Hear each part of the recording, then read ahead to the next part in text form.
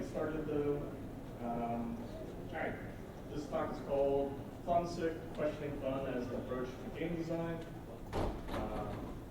My name is Alex Lochran. I've been a game designer for 10 years professionally. I'm a senior designer at Urge Studios. I've worked for lots of icons and logos. That should have been what we're talking about. So the paradigm of fun is essentially how most game design, or at most studios, game design is validated. You don't kind of even talk about like, oh, I have this idea for a feature, and that's because it's fun. You know, how is this going to add to the fun? How are we going to achieve fun in our game? Is the gameplay loop? Is that going to be fun? Is that going to be aspirational for the player?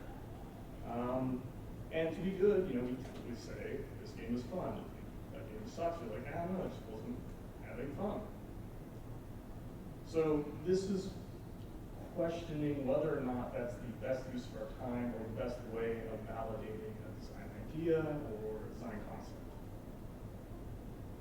What this talk isn't is, you know, bitching about current game content, critiquing how games are made, or you know, critiquing the people that used to make games or that have been making games for years and saying, oh, how you've wasted all our time. I wholeheartedly believe that right now games are better than they've ever been. I feel like the game industry as a whole has been advancing exponentially. It's outrageous. If you look at where like movies were in like the 1960s and where they are now, like they're a little better, a little worse. But like games are clearly just been getting better and better and better. And I believe to keep that pace, if we can, we have to relentlessly question how we do things all the time. We have to be looking for that new thing that's going to keep that exponential progress. So that's what this is. This isn't saying everything before this was shit. This is saying we're not doing our duty to the people that came before us unless we question how we're doing things present. So where do we start? We're going to question, you know, the paradigm of fun. How do we do that? Let's play a game. Does that make sense? Is this fun? Yes. Got a yes in there. Am I on the motorcycle? That's perfect. Is this fun? Learning a language, studying a language, is this fun? Very low resolution. Is volunteering fun? Does it matter? No. Millions of people in two of those cases pay for the opportunity, pay lots of money for the opportunity to partake in those activities.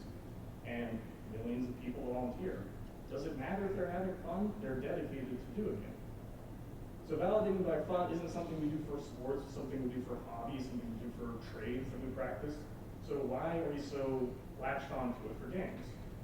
You know, games aren't always fun. You know, a lot of us probably play Valheim. That is a lot of fun. How dare. Practicing, you know, the recoil for an online shooter. You're going through like 20 guns and all of the different like add-ons to see how it affects, you know, the spread of your bullets over a clip. That's fun. Waiting 20, 30 minutes to organize 40 people. That's actually a job. That's literally just trying out new League of versus playing League of Legends. It's heartbreaking at times. Just fishing, grinding out all the different skins and pelts you need in an open world game so you can get the cool hat that you want. Is that fun? Does it matter? Hobbies require work, and sports require practice.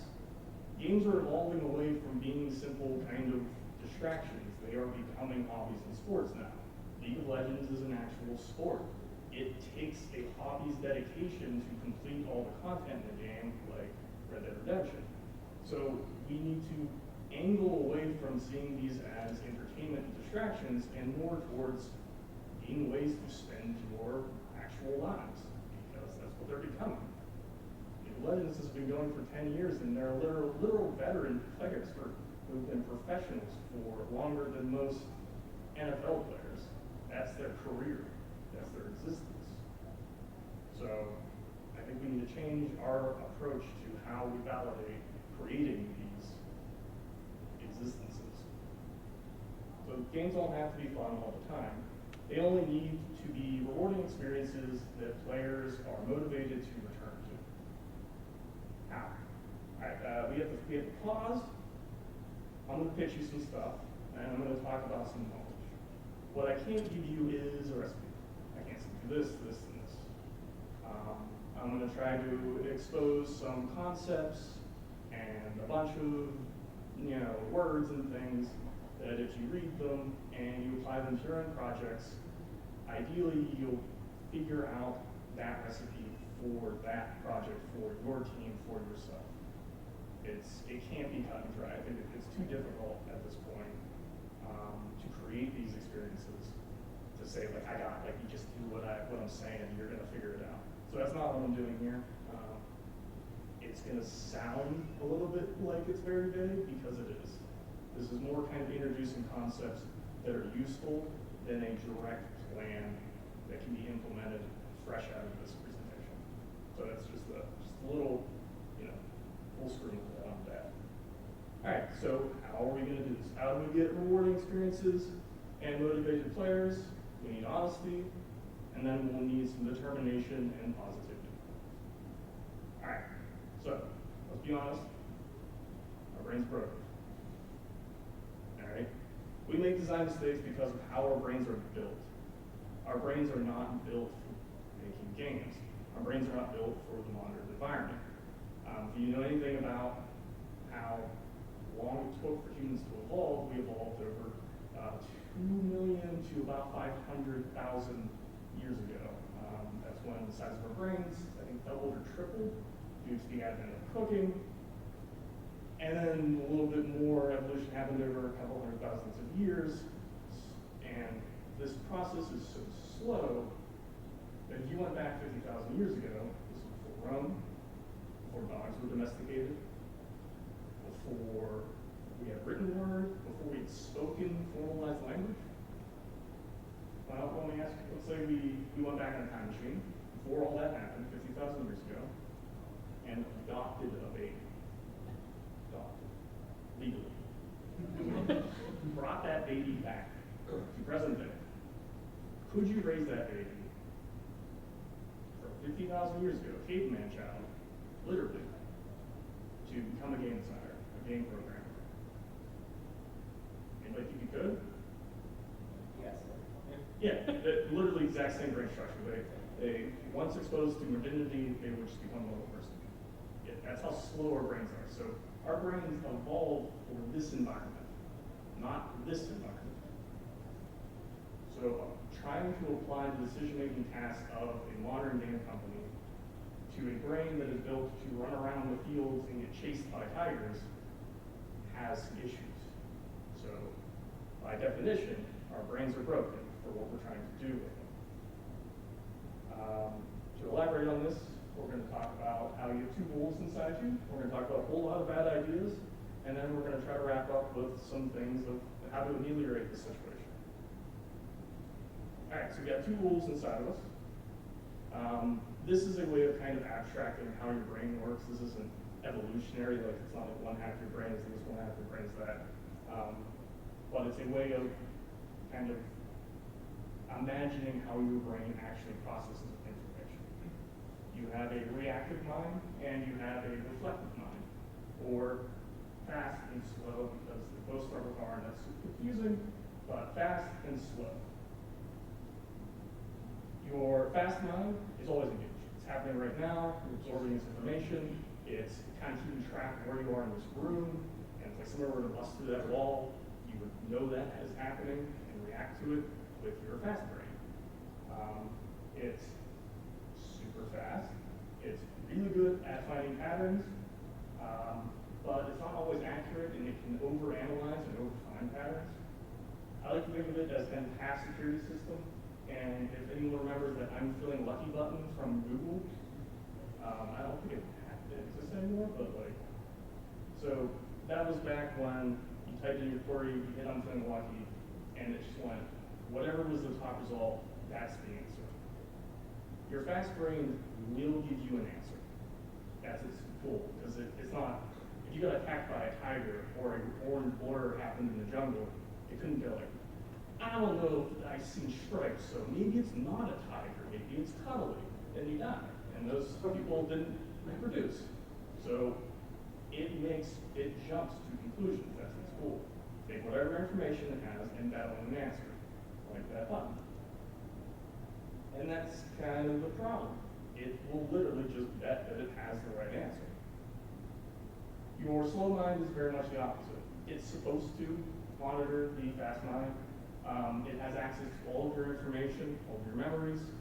It's able to parse all this information, but it's immensely resource heavy. This is why after a long meeting, when you're trying to talk about things, you actually feel tired. We'll talk about this is mentioned later. That creates decision fatigue. I like to think it's kind of like an older brother of like the fast mind, because like, yeah, like it's supposed to look after the fast mind, but doesn't always. And like it has a lot more information to work with, but like it's lazy and doesn't want to give you that information. And like if it just, when it does, it like fixes everything, but it really just wants to sleep all day. Like an older brother. Very unreliable. Unless it's helping out, and then it's immensely reliable. So why this is an issue because of the obvious. You have a fast mind that wants to conclude without a complete understanding. And it's actually incapable of taking information that is stored in your long-term memory. Your slow mind doesn't want to do a lot of shit. So it's got all the answers, but if you're hungry, it's not showing. Your fast mind likes patterns, so it likes things that it's familiar with, which causes all kinds of problems you can think about on your own time, and then you get super sad. So yeah, this situation creates a lot of problems, which are, we refer to these as cognitive biases, if you've ever heard that term. So that gives you a whole lot of bad ideas. We'll go over this, each one individually. But this is why our brains are different. These are the cognitive biases that exist. We're not going to go over them. There's a book called, I forget the title of it. It's like, How We Think the Way We Do or something like that. And it literally goes over every single one of these in like a separate like couple-page chapter. Can't really recommend it, but have at it. We're going to talk about not these. I'm going to put these up here. If anybody wants to take a picture or ask me about them later.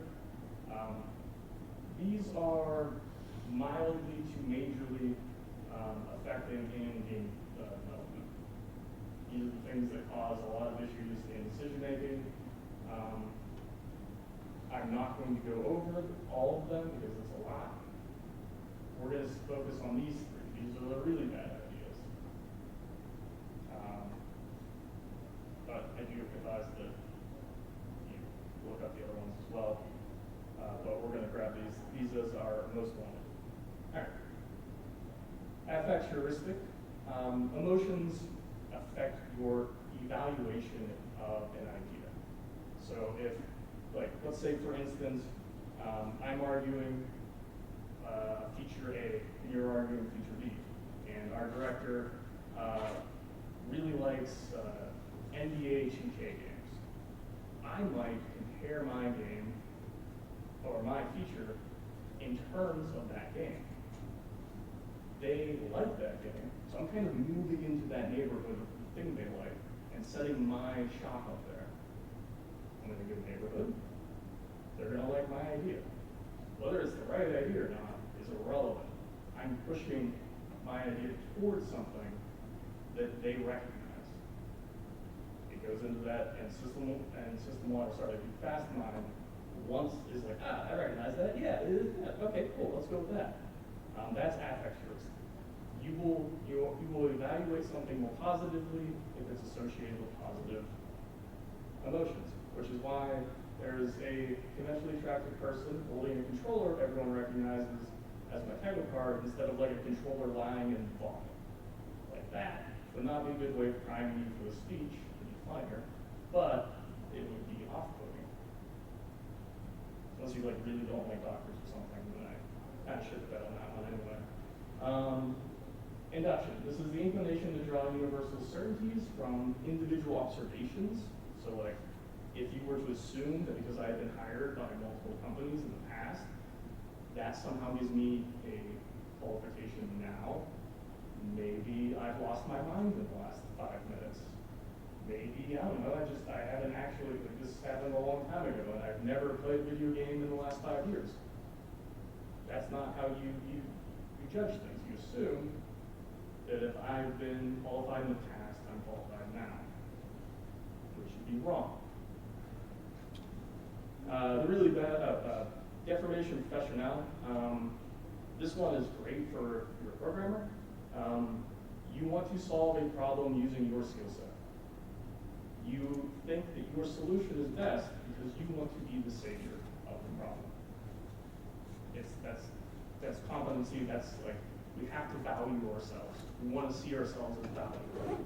So even if the solution is wrong, we see it as right because it has the benefit of showing us as valuable. So you'll find that, like, you know, programmers want to solve it with their specific discipline or their specific, you know, set of talents.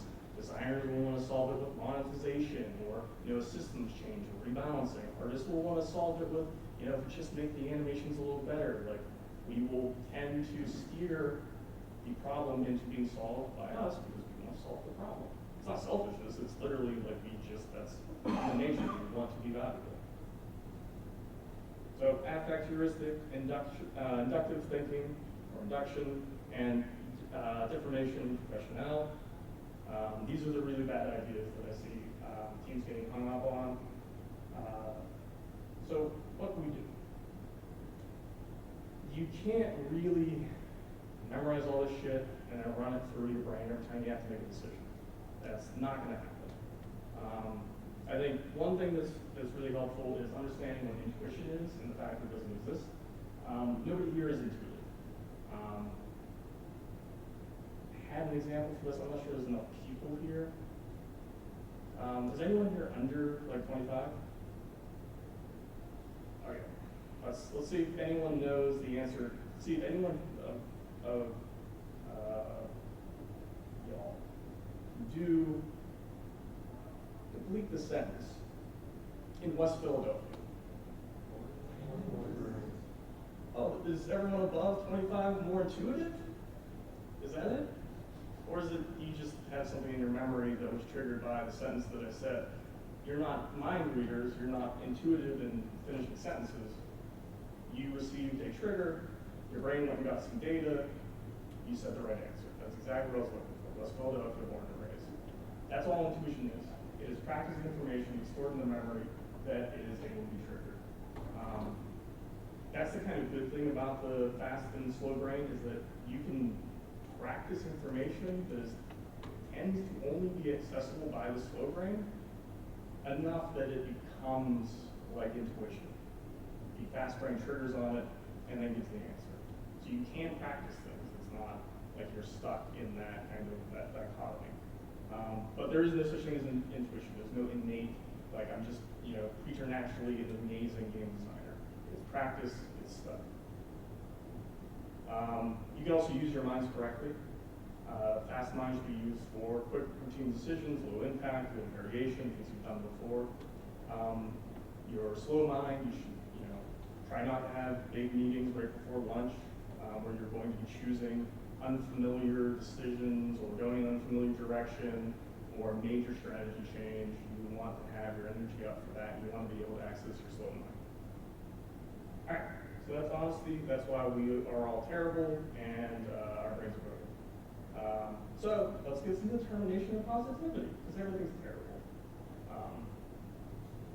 All right, I'm going to take a strategic sip of water at this perfect juncture.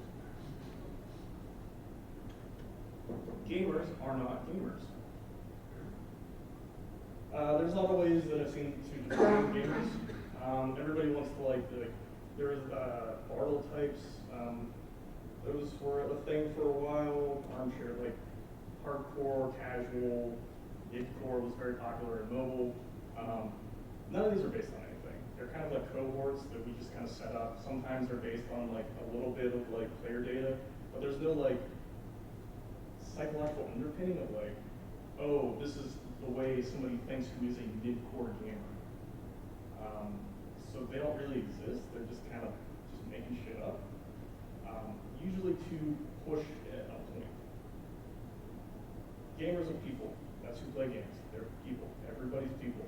And most people play games now. And gamers want what people want, which is fulfillment and well-being. Fulfillment, we're going to discuss through the lens of self-determination theory. Well-being, we'll discuss through positive psychology.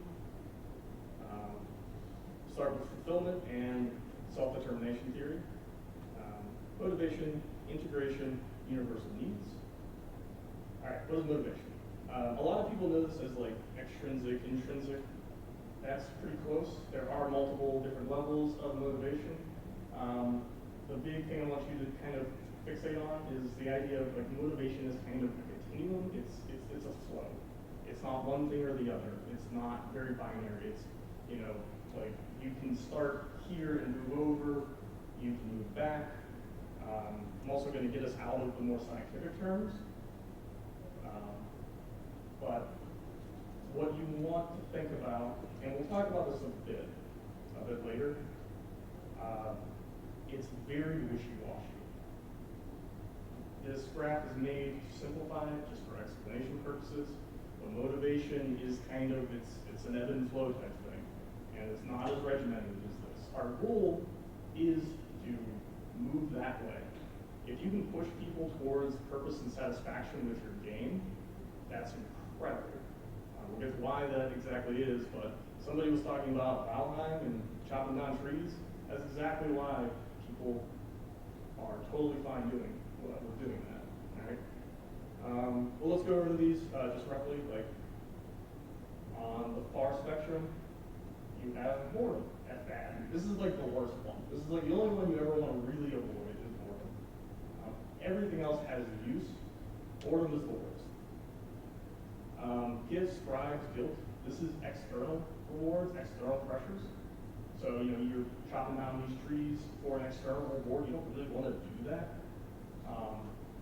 You are trying to climb the ladder in League of Legends because your friends are one above you and you want that kind of like, you know, peer recognition. That's not, you don't want to do that.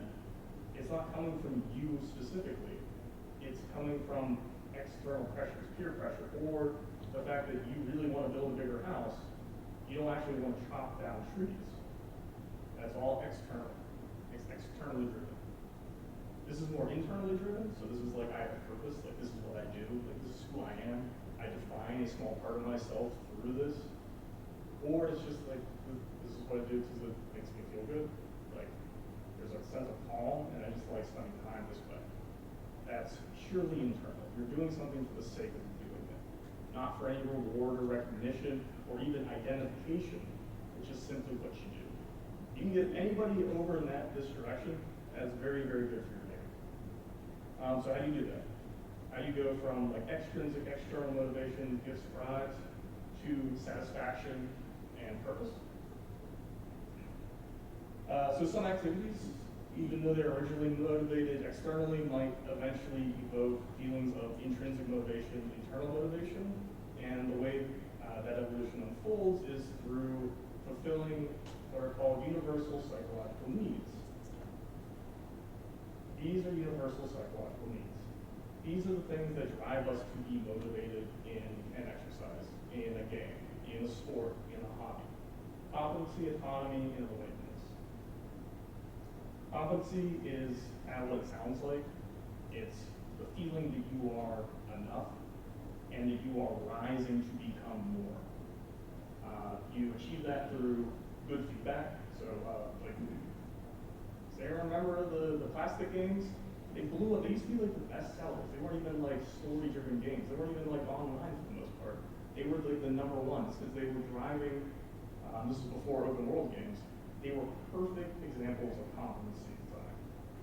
Instant feedback with a modifier there for longer-term feedback, and at the end you got stars, and then they had the next level. That's incredible feedback. That's incredible competency design because you want to make sure players are able to pick their challenged, find something that they are being pushed or not stomped on. You don't want it to be too easy because they'll get bored. You don't want it to be too rough because they'll just get upset. So promoting them, making sure that they are being challenged, providing a bevy of options for them to explore where their level is at, and then providing constant feedback in terms of their competency. That's how you build this sense of, I am enough, but I can be a little bit better. And then we have autonomy. So this is about, on some level, it's about providing choice, but it's about making sure your players are happy doing the thing that they are doing, that they need to be doing, even if it's a little bit weird, like Gwent. That was laced all through those games. It allowed players to focus on that and travel the entire world playing Gwent, even though that's not really part, like the main reason of the game. It allowed players to specialize in that to some degree. Providing choice is really important to autonomy, but more than that is providing consequence to that choice so they can see that kind of knock-on effect. Spotshot's not the greatest example of this, but you try finding screenshots at 3 a.m. last night. It was difficult. And then relatedness. This was actually my favorite to talk about. We're not good at it. Competency is the first thing games are really built to test. Autonomy exploded throughout all of the open world games.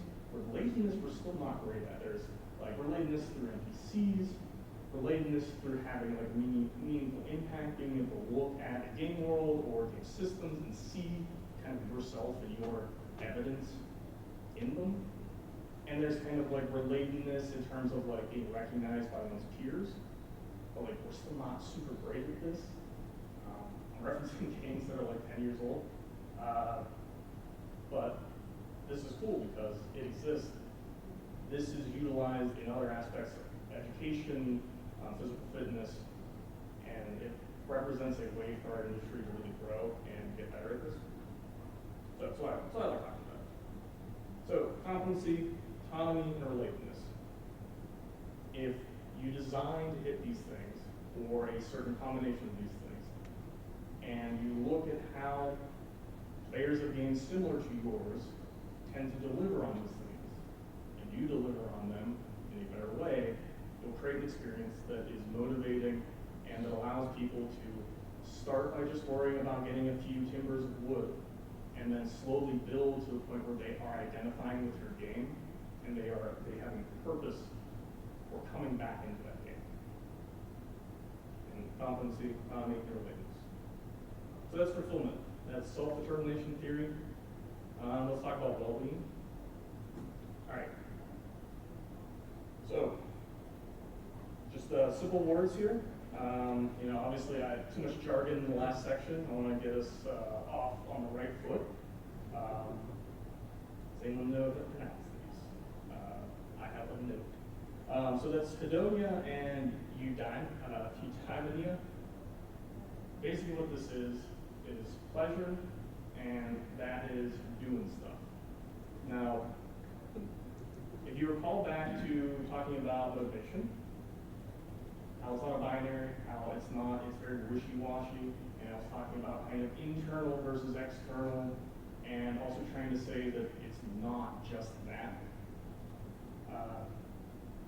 Hedonia, or the hedonic treadmill, is getting things and also feeling a sense of pleasure. So it's external reward, so just like getting stuff, and pleasure, which is internal satisfaction. So it's both. So when I say that there are multiple ways of looking at this, and it's not just one cut and dry graph you have to follow down, this is what I mean by that. This is why I like talking about, I brought well-being into this talk, because if this is both the far axes of motivating a player, like what the fuck is that? That is the process of acquiring satisfaction or those external rewards.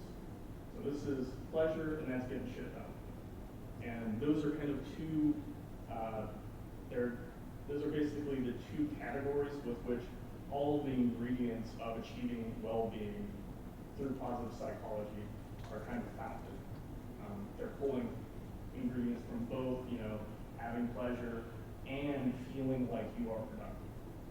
That's how you achieve well-being.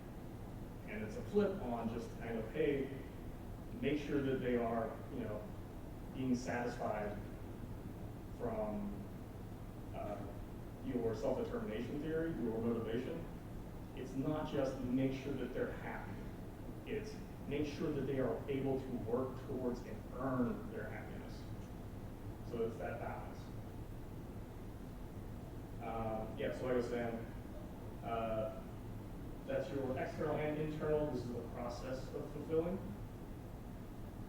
And these are the ingredients that well-being theory spells out in terms of positive psychology. You have positive emotion, you have engagement, positive relationships, meaning, accomplishments. You can kind of see what I'm talking about. Like, this is like satisfaction. You have kind of like engagement, positive emotion is technically happiness. Engagement is literally doing shit. We can go through these. This is, you achieve this by reflecting on what you did well. This is like part and parcel to how Overwatch kind of hedged their bets in terms of like the scorecards at the end of the game loop of the first one.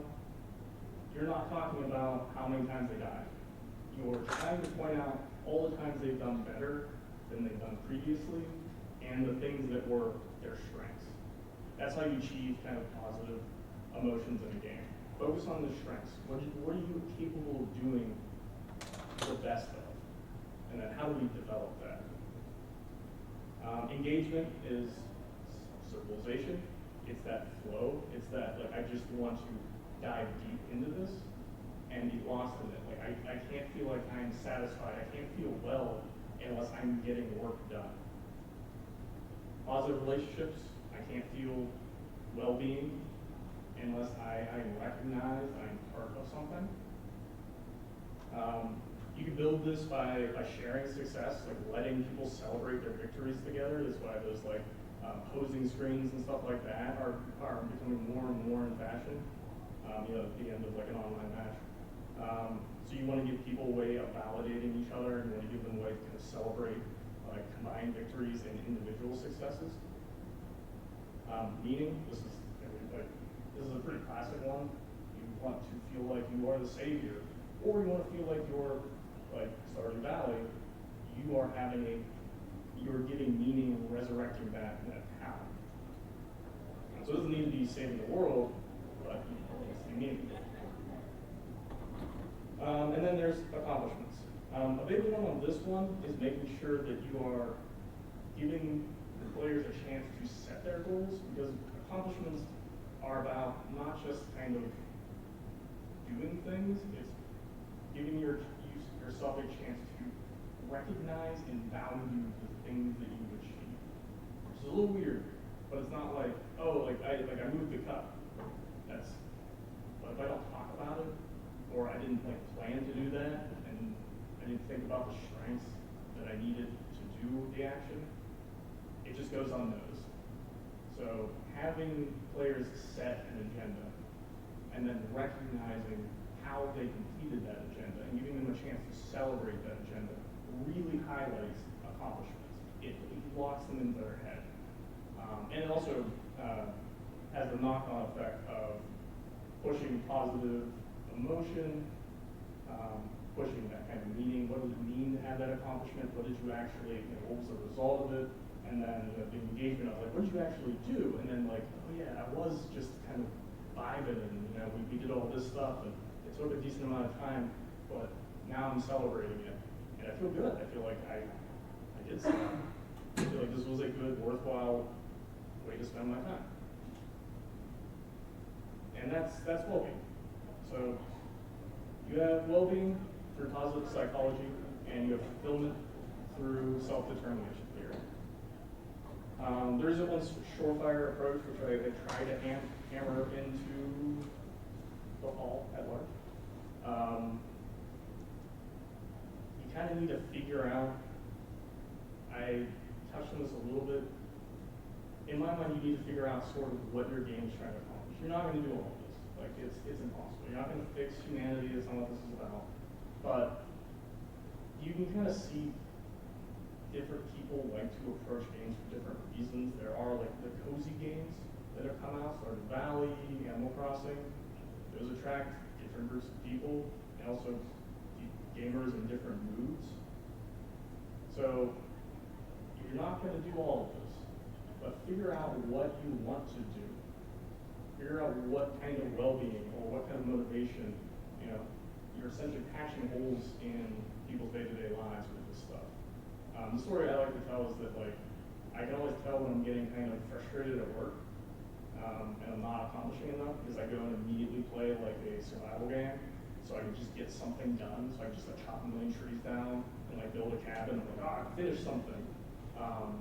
That's essentially what you should be targeting. Like, this is a game for people that aren't really satisfied or don't feel like they're able to be competent at work, or they feel like they're stuck into something that doesn't give them a lot of decisions and doesn't have a lot of actual meaning. So we want to provide that well-being through meaning, and we want to provide that motivation through autonomy. You don't have to always like position it like that, but like think about how the effect you want your game to have. Find players who need that in their lives. Make sure that they are playing the games, like similar games as yours. Like, it's great to say I want to make an Animal Crossing life that appeals to the competency-driven math people that play fucking League of Legends. Like, that's cool. That's a good business. That's like a good concept. But you're probably not going to. It's probably not going to work. You're not going to steer people away from League of Legends to play this weird competitive Animal Crossing. It's just not the aesthetics. It goes back to why our brains are broken. They don't recognize it. They're not going to make the jump. And that's building your game to appeal to those people that are looking for those patches in their motivation, patches in their well-being. And so, this is a wrap up. So whether your game is meant to provide a total sense of autonomy, like Red Dead Redemption, positive relationships, or it's just about engagement, a sense of this is why you chop all those trees down, because it feels good. It feels like you're making real progress on something. And like that's an impact. I don't know if they did this for technical reasons or not, but that's genius. Like the fact that you actually get to see this like, it's like a lumber yard, that's fucking awesome. And then you get to take parts of it, I'm gushing, sorry. So that's what we do. Be honest about your decision-making capabilities. Be honest about your biases, and take into account how to bring in determination to your audience and bring in that positivity to your audience. Before we get to the conclusion and question, I do want to say one thing. If anyone here is a game designer or a student and is interested in kind of using this in their projects, in their work, in interviews to impress people, I do need to give you one very big warning. Fun is imperial, right? It's like the metric system is a better system of measurement. It's objectively so. But you come up to me after this and you go, where do I go to get the best cheese curds in Wisconsin? And I'm like, I got you. Okay, go out the exit, take a left. It's 57.25 decameters straight ahead, and then you're gonna take a right, and you're gonna go 22 decameters, and you're like, what the fuck are you talking about? It's like, it's superior. Come on, it's like totally matches your step. It's great. I don't know what you're talking about. That's what fun is. You can't just throw, like I can do it because you came into the room and I said I was going to, but you can't have a constructive conversation if you're vomiting jargon at people. That's bad communication. Game designers have to be good at communicating. So even if you talk about fun, like you should still be basing your decisions and your ideas off of some of this. But when it comes time to communicate it, you got to to go where the people are. And the people speak imperial, people speak fun, you know, don't speak in decimals. Go where they're at, make sure you're explaining things, don't throw, you know, like, oh, that idea is so introductive motivation, we're totally gonna churn users. Like, that's not gonna get anybody on your side. So it's not dumbing it down, it's just, you know, you have this information so they don't have to. Don't force them to also have this information, then you're technically making yourself obsolete. Also, you're being an asshole. Conclusion, games need to be worth players' time, and that's like the main thing. We need to be honest about our decision-making skills, and players want, need fulfillment, and well-being. These are books to read if you are all curious about reading books. You can also listen to those last two. Can't listen to these two. It's very difficult. This is a very, very good book that basically overviews everything I said and a bunch more about the biology of the human brain and how we actually process information and things like that. And then those books tend to give you like exploded detail in terms of self-determination theory. That's the cognitive biases. That's Daniel Kahneman discovered those. And then the last one is positive psychology. These are concepts to Google. If you want to like Google concepts, you don't really want to like read a book. You just want to kind of like noodle around on your own. PERMA and behavioral economics. I didn't mention that one at all, but that's basically cognitive biases. Have at it or ask me. Come work with me. We're fully remote at January. We've got, you know, money and, you know, we want to give it to people. All right, questions? I have a bunch of games that fall in what I call the 100 level series. You finish all 100 levels of the game, you get a code, you email me the code, and I send you back a certificate of achievement for that game. So far they've gone nowhere. But it's a way of providing something physically back to the people who finish these games rather than have to like the endless game like some products are today, especially on the mobile platform. Are you asking why they've gone nowhere, or does this have an answer for that? Well, it's a way of providing it's a way of getting someone to continue playing something. There's an actual physical reward rather than just a end credit screen that rolls in front of you. You can have something in front to print out. So that's kind of taking some of what you've said. So I think that is an incredibly like forward-thinking way, like this idea of like this is a real thing. You are recognizing achievement and you are providing meaning. Like this is like you're going to take up somebody's time. Somebody's going to recognize that you did this and send you a thing. There is meaning, there is value in that. I would look at changing the kind of cadence and the trigger behind that reward scheme. One of the things that is talked about in self-determination theory is that if you find yourself kind of continuing on for doing something just for a reward, it grates against you. So if your games aren't perfectly tuned in terms of that competency curve, so like they're getting too easy or they're getting too hard, that reward isn't going to save them. Even if it's really, really meaningful and really, really cool, like think about like technically becoming a doctor is a lot of money, but a lot of people drop out of med school. So, and it's because that competency curve is supposed to be not perfect. And the reward of getting a job and making lots of money isn't enough to sustain them. There are strategies that you can use, like having random codes throughout your game, because now it's like, shit, like anytime I can find that.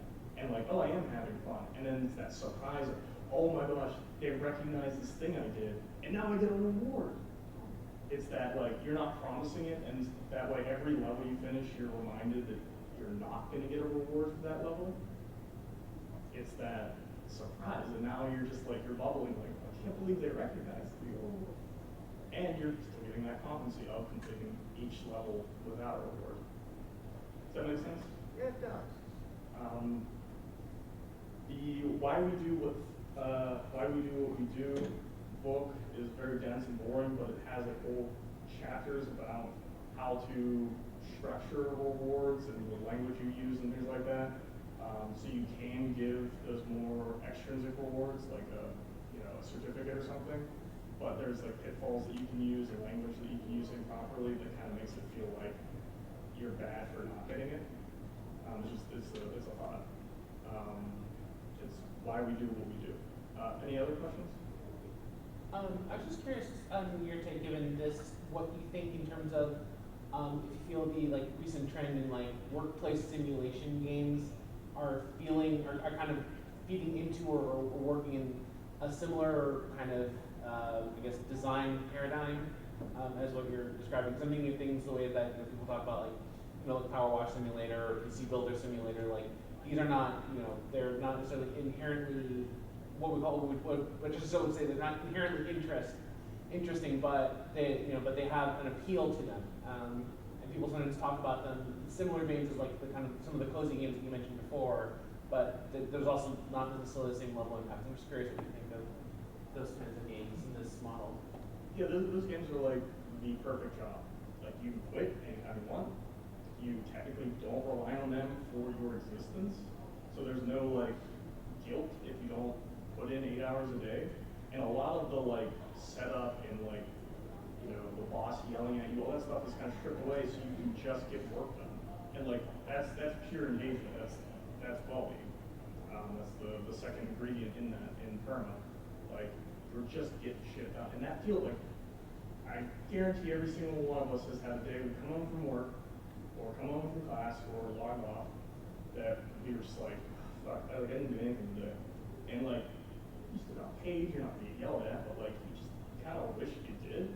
And then those days you come home and you're just like, oh gosh, I got so much shit done. It went like that. And you were not glad because it's over, you're glad because you feel like you did something.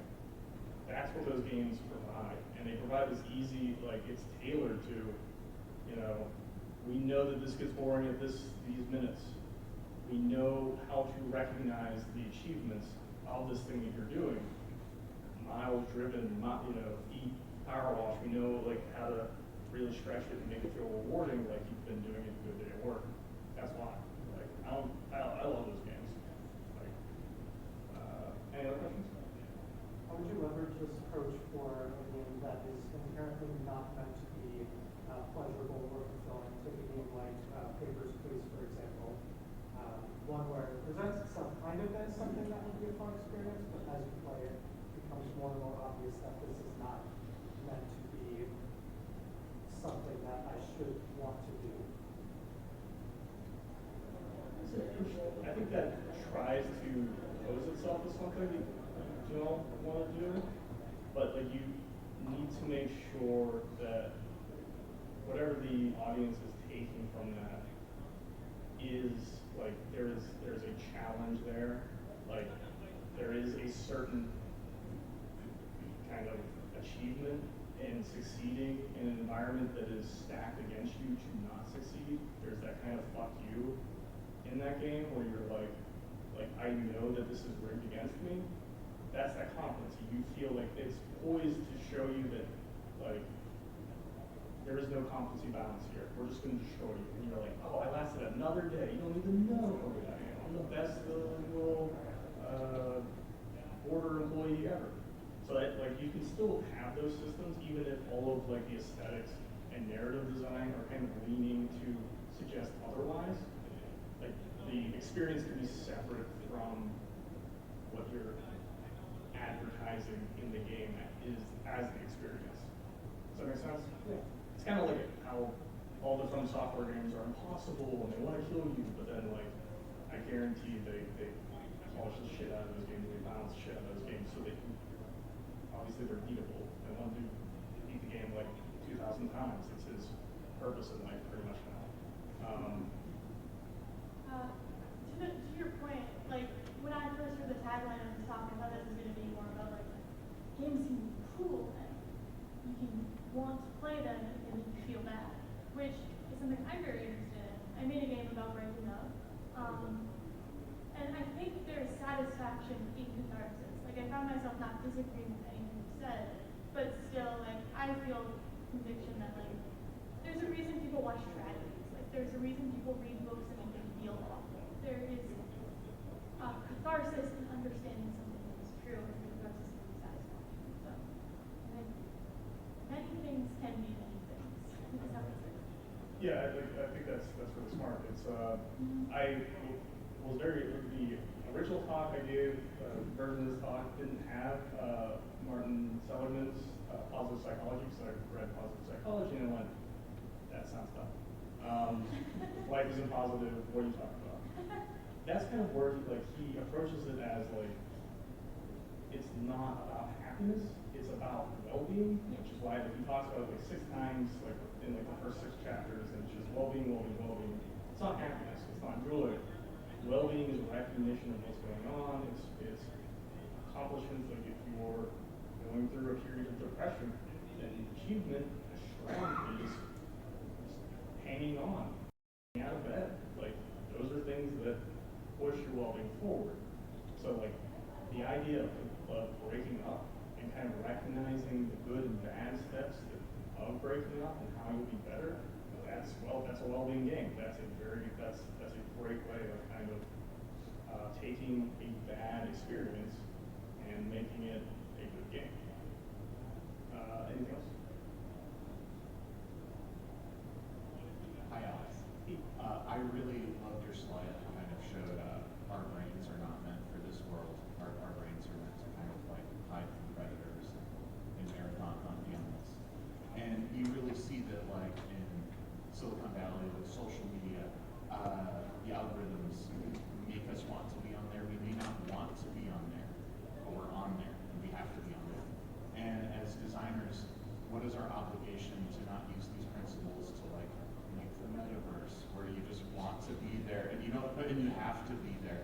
But like, how do we make fun games, not games that you used your brain mojo to like make my body do, and I don't want to do it. So Scott Reed writes, Movie Games did a study that was heartening and very disheartening. Basically, there is a cognitive drive mechanic where if you are trying to specifically, like, if you're basically primed to just win, to seek external rewards in like a game, and it's just this like kind of negative, like just win, you will churn super quickly. But if it's much more about the purpose and you are using kind of the self-determination theory approaches to competitive games, you will be, by and large, a lot better. Like, you will come away with a better well-being and you'll be more retained. The downside, though, is there is a cohort of people where that negativity snowballs, it ruins their well-being, and they are like 10% more retained than users that are approached through well-being. So there is a demographic where we can just fucking turn the screws and get money. But it's by and large not the population. That's short-term gains. The positive psychology approach is really interesting, and it's more practical. If you are looking for actual tips on like how to do game design stuff, and you want like a step-by-step, hey, we did this, this, and this, and these are the effects. Martin Seligman's book, when it's not talking about how intelligent he is, does that. He's taking kids that hate school and like fixing them, like using these techniques. It's like where they show they rate highly on a depressive scale, and they hate school, and then he changes the curriculum to teach them the same information, but using positive psychology. So he's retaining kids that hate school into school and improving their lives. So I think you can take these broken brains and make a quick buck, but eventually I hope a bunch of companies are going to steamroll past you, and it's gonna be like, people are gonna start looking at those products and saying, like, yeah, there's like I feel addicted to it, but I also like, we'll get better at explaining wellness to each other, and be like, I just don't feel well after playing that game. And it's like, all my friends are on these other games anyway.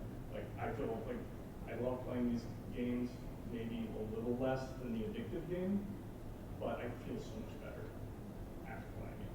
And when that's the parlance of most of the industry, if it ever gets to that point, I don't know if we'll have that problem. Unless we just